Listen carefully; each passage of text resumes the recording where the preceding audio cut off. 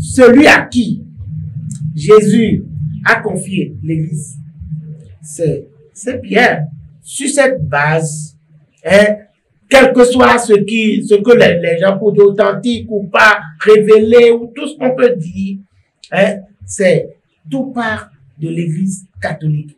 Si on remonte dans l'histoire, on dit l'Église catholique, c'est la mère, etc. Et tout. Ceci, ils ont dit. Je lui renvoie la question. Est-ce qu'il a vu? Qu'est-ce que c'est pour que c'est vrai? C'est vrai, dans la Bible, ils ont écrit que sur cette pierre, je bâtirai mon église. Et cette même Bible a montré comment Pierre a vécu sa foi sur la terre. Mais c'est comme ça, de la même manière que Pierre a vécu sa foi sur la terre, a prêché l'évangile, a œuvré pour Christ. C'est de la même manière que l'Église catholique le fait.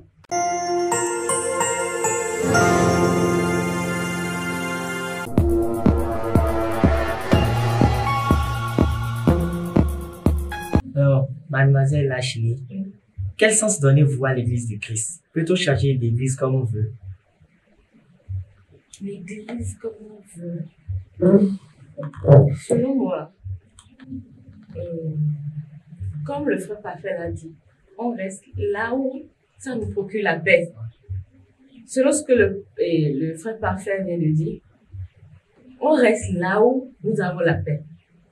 Donc, je peux juger personne ni pour dire un truc, pour dire non, on ne peut pas changer l'église comme on veut, non. Pour ça, j'en sais rien. Mais je sais que on reste là où on a la paix. Et la foi, elle est personnelle. Merci. Alors, monsieur Parfait, il y a plusieurs églises aujourd'hui qui se disent authentiques. Qui doit-on croire, selon vous, et pourquoi? Bon, et croire quelqu'un, c'est vos trucs. Pourquoi? Parce que nous l'avons lu dans la Bible, puisque au moins le repère de toutes les églises chrétiennes, c'est la Bible. Celui à qui Jésus a confié l'église, c'est Pierre. Simon, hein, et tu es Pierre, et si c'est Pierre, je bâtirai mon église. Hein? Après sa résurrection, lors de la pêche miraculeuse. Donc, sur cette base, hein, quel que soit ce que les gens peuvent dire authentique ou pas, révélé ou tout ce qu'on peut dire, hein, c'est tout part de l'Église catholique. Et il faudrait remarquer que la plupart des fidèles de l'Église, des églises évangéliques, partent la plupart du temps de l'Église catholique. Parce que c'est ce que j'avais dit. Hein? Voyez-vous, ils ne sont pas nombreux, ils veulent des disciples. Maintenant, ils sont obligés d'accueillir, hein, et les gens, hein, qui viennent et vers eux. Lorsque quelqu'un arrive à t'inviter, eh bien on te dit, bon voilà, à la fin, attendez. Mais maintenant, si toi tu avais déjà un problème, justement comme la sœur a dit, hein, toutes les fois aussi, moi j'avais un problème. Hein, au moment où je suis allé et on m'a invité dans l'église et tout ça, j'allais rester aussi. Mais puisqu'il n'y avait pas un problème, ce sont des amis qui m'ont parlé de leur église et je les ai accompagnés. À la fin, lorsqu'on dit, le pasteur t'a dit, madame, pourquoi? Moi, je passe ce temps-là. Donc, à la fin de la culte, je rentre chez moi. Je dis, mon gars, on bouge. Alors, vous avez eu à parler de Pierre. Jésus a confié son église à Pierre. Oui. Peut-on dire aujourd'hui que cette église n'existe plus et que Pierre n'existe plus non plus? Ah non! Non. Pierre existe. Et tout le monde, hein, à moins qu'on veuille faire le fanfaron, tout ce qu'on veut là, hein, pour montrer son authenticité, je pense que l'Église catholique, tout part de l'Église catholique. Est-ce que l'Église du Christ n'existe plus et que Pierre aussi n'existe plus? Si on remonte dans l'histoire, genre l'histoire que l'homme a écrit en dehors de la Bible, si on remonte dans l'histoire, on dit l'Église catholique, c'est la mère, etc. et tout. Ceci, ils ont dit. Je lui renvoie la question. Est-ce qu'il a vu? Qu'est-ce que c'est pour que c'est vrai? C'est vrai, dans la Bible, ils ont écrit que sur cette pierre, je bâtirai mon église. Et cette même Bible a montré comment Pierre a vécu sa foi sur la terre. Mais c'est comme ça, de la même manière que Pierre a vécu sa foi sur la terre, a prêché l'évangile, à œuvrer pour Christ, c'est de la même manière l'Église catholique le fait. Oui, mais... Non, parce que quand vous dites elle est authentique, c'est vrai. Et Pierre existe. Il a existé et il a travaillé pour Christ. Donc, Pierre n'existe plus selon vous. Non, si elle existe, Je viens de dire, Pierre existe. Et il a travaillé pour Christ. Christ a fait de lui pêcheur d'hommes. Il était un pêcheur de poissons. Christ a fait de lui pêcheur d'hommes. Et il a dit ça, Pierre, je bâtirai mon église. Maintenant, la façon dont Pierre a travaillé pour Christ, a parlé de l'évangile, a guéri les gens, c'est écrit toujours dans la Bible. C'est dans l'évangile, le Nouveau Testament. Et c'est de la même manière. Est-ce qu'en son temps, quand Pierre avait ses disciples, Pierre avait son église, il y avait tout ce que l'église catholique faisait à la lettre exactement? Est-ce que c'est ça? Non, je ne sais pas. Je peux Donc, pour moi...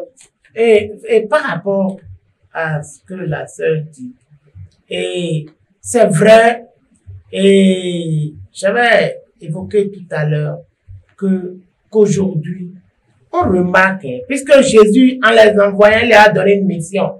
Bien sûr. Et aller prêcher la bonne nouvelle, guérissez les malades. Mais aujourd'hui, il y a très peu de prêtres qui guérissent les malades. Pourquoi ça? Pourquoi? Parce que, non, ce n'est pas que la foi, l'ordre existe toujours, c'est le même ordre, mais en fait, je pourrais dire que c'est le matériel qui a pris le pas. C'est-à-dire, les prêtres qui sont, pour la plupart, qui devraient être normalement des spiritualistes, ils laissent carrément le côté spirituel pour s'occuper du matériel. Non, il manque ceci, non, il faut cotiser, il faut faire ci. Donc, en réalité, on ne s'occupe plus tellement comment je vais dire, de sa bergerie.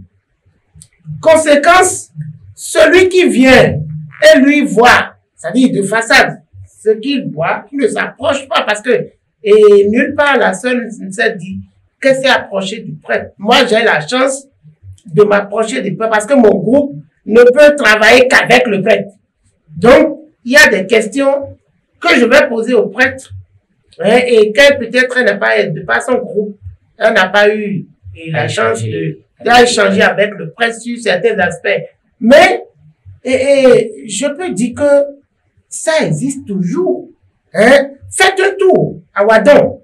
Et là, vous allez voir que, c'est-à-dire, d'ailleurs, elle-même, elle a remarqué chez les pères exorcistes, mais vous allez sentir que véritablement, le troupeau a soif et faim.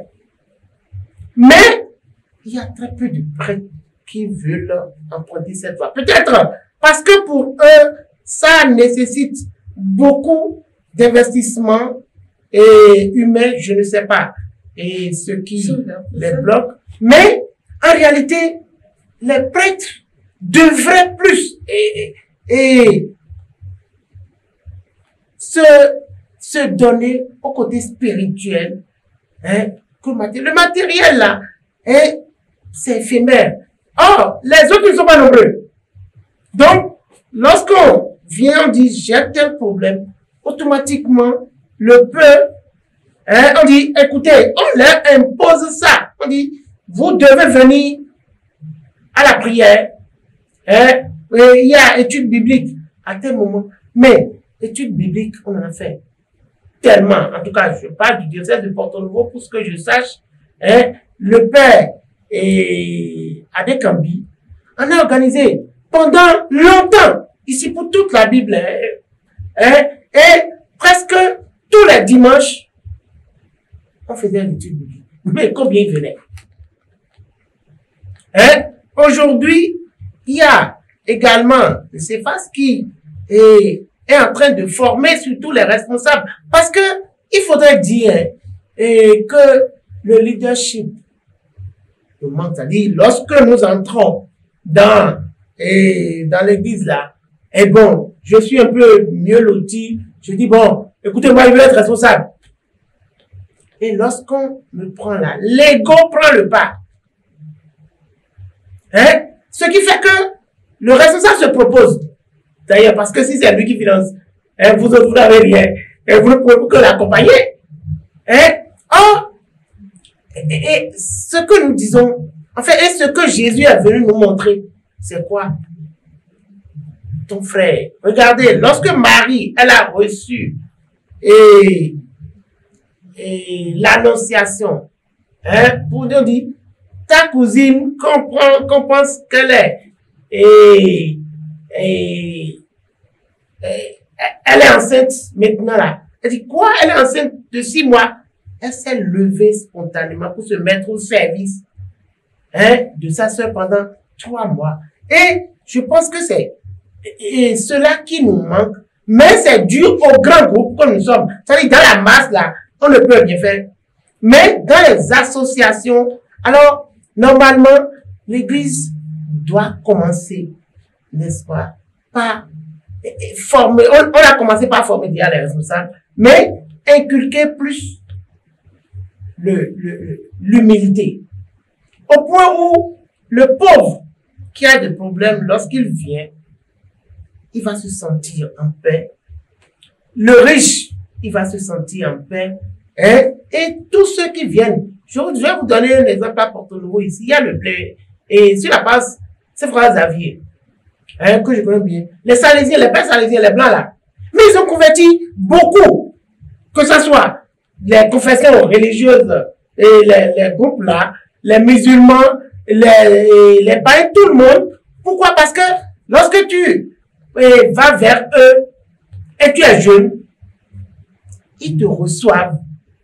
Ils te donnent la solution. Des gens qui n'ont pas appris de métier, ils les ont fait. Ça qui a été à la naissance du centre Don Bosco. Et au départ, ils n'étaient pas prêts pour créer. Eux, c'est par rapport à leur charisme, bien sûr. Ils n'étaient pas prêts, mais ils ont commencé par louer dans les maisons. Et ils prennent les jeunes là, hein, et on négocie avec des patrons, hein, pour les former. Et mais, je vous assure, il y a beaucoup qui sont convertis grâce à cette affaire. Et curieusement, hein, ce qu'ils ont fait, c'était bien. Ils n'imposent pas la religion catholique. Ils disent non, vous pouvez venir. C'est comme chez moi, dans mon association, je ne vais pas rendre visite aux catholiques, mais je vais rendre visite à l'homme. Et je pense que l'église de Porto-Novo a eu le mérite, n'est-ce pas, cette année, de dire que suivant pour l'année pastorale, le message c'est servir l'homme et église famille de Dieu à Porto-Novo. Ce qui veut dire que en réalité, c'est considérer que mon frère, là, mon prochain là, hein, c'est tout l'homme. Et ils ont développé cela de façon vraiment très scientifique. Malheureusement, c'était pas à la portée de tout le monde. Et très peu de groupes connaissent même, c'est-à-dire ils ont vu sur la paroisse, vous allez voir les gens, ils écrivent le message, mais je n'ai pas vu beaucoup développer. On n'a pas développé ça parce que c'est l'homme, tout le problème.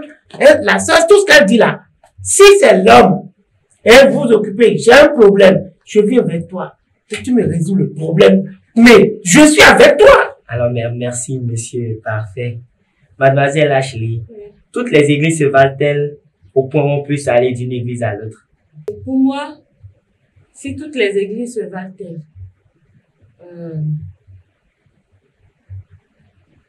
tout homme est égaux. Et il n'y a pas de différence. Oui, moi, je suis catholique, ou bien moi, je suis évangélique, ou bien moi, j'ai plus de cet esprit. Le corps de Christ est un. Le corps de Christ est un. Moi, je ne sais pas si toutes les églises peuvent... Ça, c'est église. Ce que moi, je sais, c'est que Christ, avant de partir, a laissé ses disciples.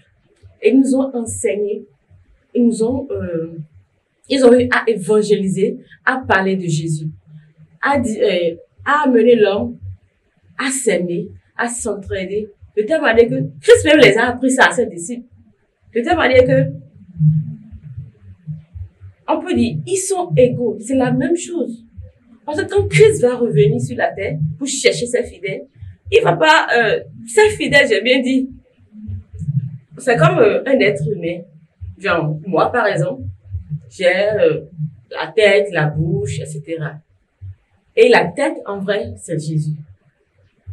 Donc, tout le corps, je peux dire, c'est ça qui est l'église de Dieu. Donc, dire si quelqu'un est plus haut que l'autre, ce que moi je sais, c'est que tout être humain est la même chose et nous sommes tous les créatures de Dieu. Alors, après votre expérience dans l'église évangélique, qu'avez-vous gagné qu'on ne vous offrait pas dans l'église catholique? Beaucoup de choses, par exemple, je peux toute seule lire la Bible, méditer, aller dans la présence de Dieu, chercher à connaître Dieu, à grandir plus ma foi, savoir prier en faveur d'une situation, et le plus capital, le Saint-Esprit. Le Saint-Esprit. Parce que, j'avais dit, quand j'étais dans l'église catholique, il y avait un truc qui manquait. La connaissance de la parole de Dieu. Et l'Esprit Saint. Parce que là, moi, je peux dire, j'ai le Saint-Esprit. Parce que c'est une personne. Et tu le sens en toi. Et quand tu pries, tu as l'assurance, tu as la conviction que vraiment tu parles avec Dieu. Et c'est lui qui nous oriente dans tout ce que nous entreprenons. D'accord, merci. Monsieur Parfait, que pensez-vous de cela? L'Église vaut-elle tout ce qu'elle vient de dire? Ou sentez-vous aussi ce manque? Oh non, en fait, l'Église, je ne pense pas que nous puissions dire que au niveau d'une Église, il y a le Saint-Esprit, au niveau de l'autre, il n'y a pas le Saint-Esprit. C'est un faux truc, selon moi. Puisque,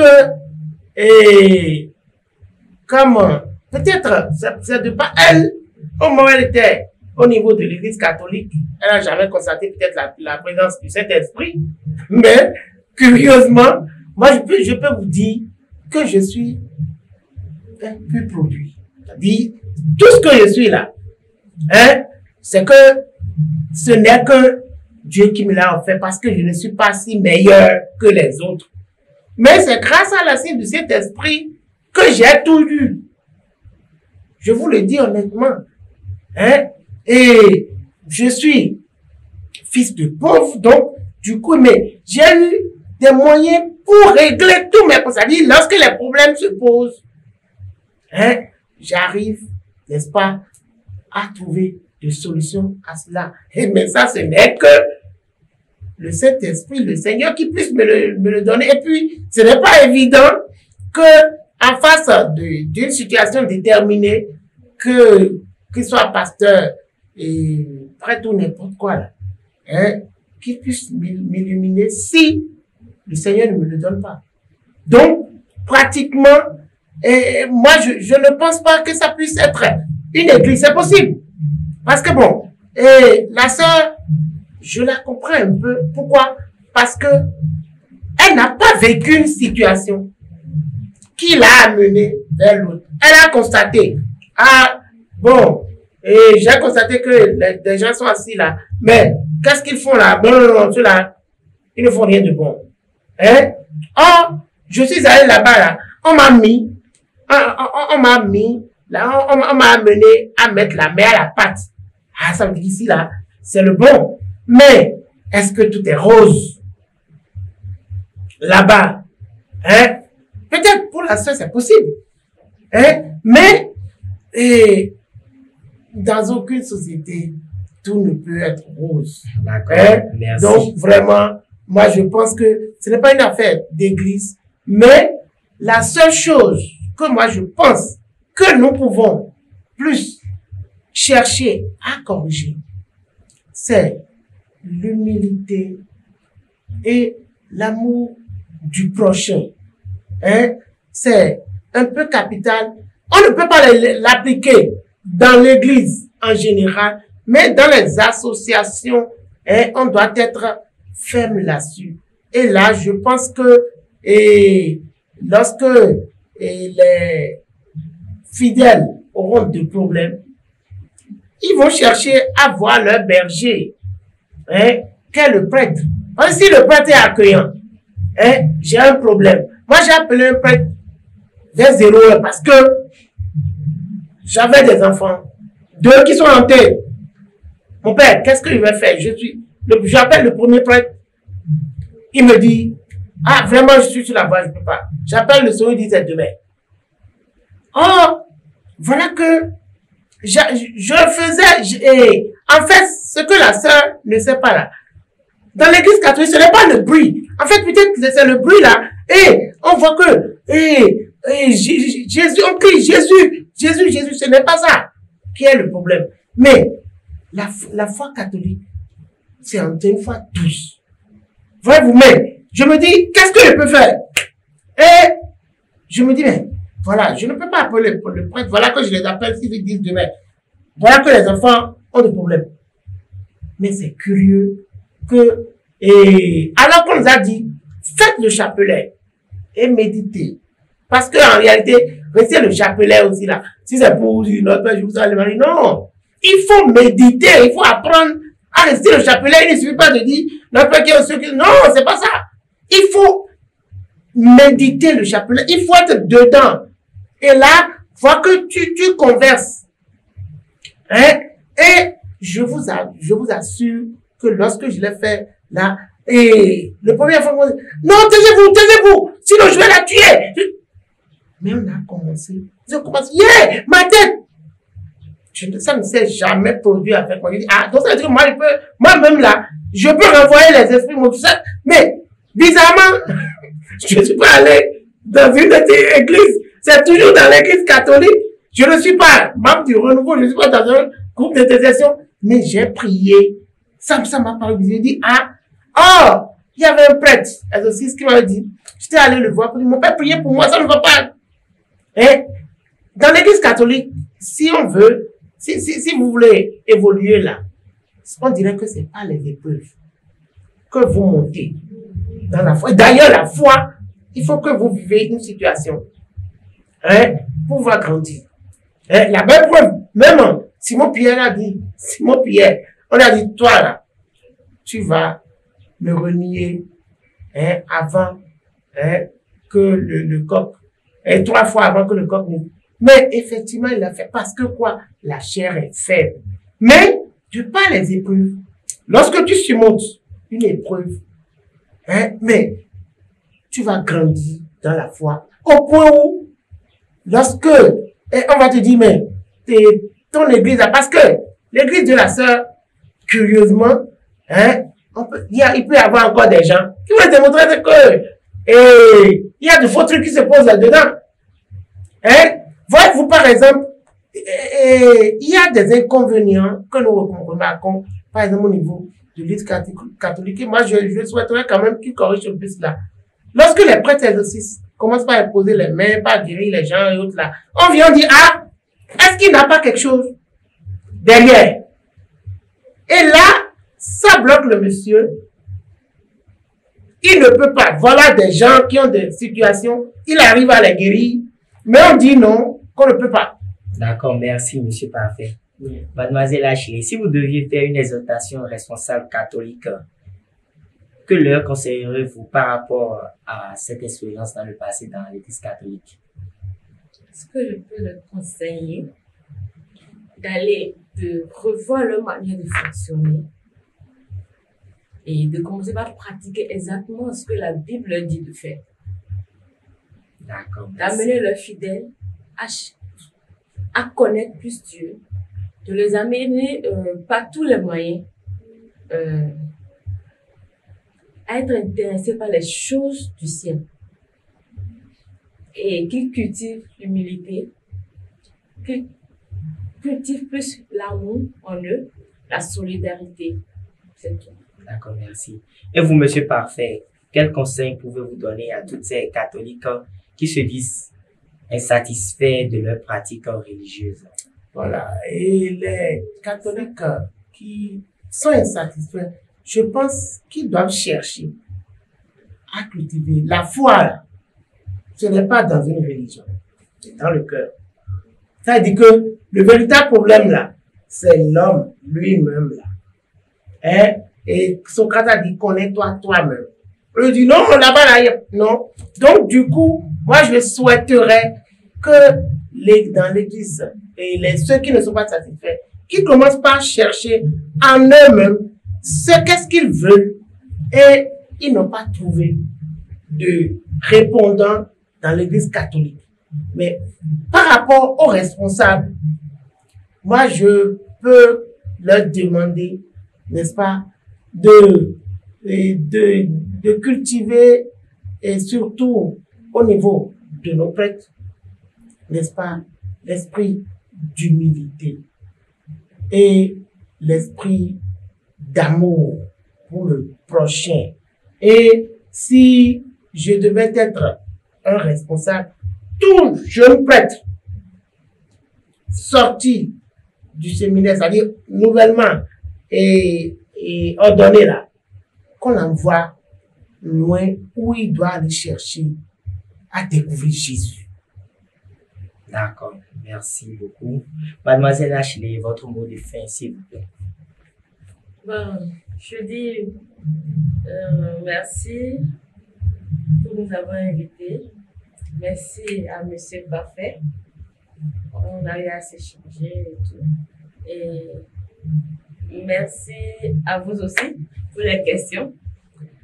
Et que Dieu nous bénisse. Amen. Amen.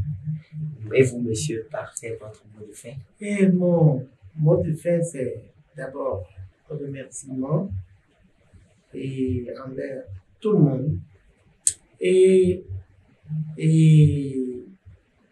j'aimerais demander à ma sœur que, en fait, ce qu'elle recherche, ce n'est pas évident que ça soit dans une église, hein, mais c'est au fond d'elle-même. Hein? C'est-à-dire, Dieu là n'est pas dans une église. Quelle que soit la confession religieuse ou autre là, ce n'est pas dans une église, mais c'est en l'homme lui-même. Donc, en fait, hein, lorsque nous prenons l'amour là, l'humilité là, est-ce qu'elle se retrouve dedans? Puisque sinon, elle va dire, eh bien, je me retrouve dedans. Mais le jour où elle va découvrir, car je suis certain, elle va découvrir qu'en réalité, que c'était du pipeau qu'on avait fait miroiter, hein, alors son découragement sera encore plus grand. Hein, d'où, et je suggérerais que du fait qu'elle a déjà appris à converser avec Dieu, de rencontrer son Seigneur au fond d'elle-même. Car le Seigneur a dit, si vous voulez parler à votre Seigneur, entrez, fermez, entrez dans votre chambre et appelez votre Père qui est aux cieux et il va vous accorder. D'accord, merci beaucoup. Le débat a été très passionnant. Je vous remercie, Monsieur Parfait, et vous aussi, Mademoiselle Ashley. D'accord. Voilà, chers amis, nous sommes à la fin de notre émission. Dites-nous vous aussi ce que vous pensez de cette question en commentaire. Abonnez-vous si vous ne l'avez pas encore fait, afin de recevoir nos prochaines émissions. Quant à moi, je vous dis à bientôt pour une nouvelle émission, La foi en question. Au revoir.